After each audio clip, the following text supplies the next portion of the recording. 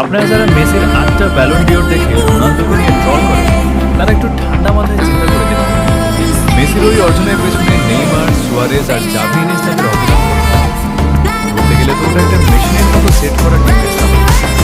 কিন্তু আমাদের CR7 এর যা কিছু আছে সব তার নিজের কাছে। আপনাদের কি মনে নেই 2008 সালে?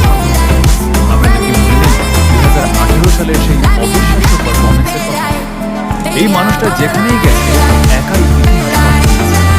কারো দয়ায় না, নিজের দমে রাজা হয়েছে।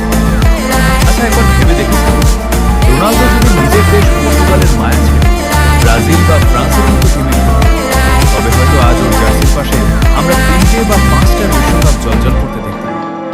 কিন্তু এই মানুষটা নিজের দেশকে মন থেকে ভালোবাসে, তাই শত প্রতিকূলতার মাঝেও আজীবন নিজের দেশের পতাকাকে আগলে লড়াই করে গেছে। মনে রাখবেন, ট্রফি গুনে খেলোয়াড় চেনা যায় না, কলিজা দেখে রাজা চেনা যায়। He is the only king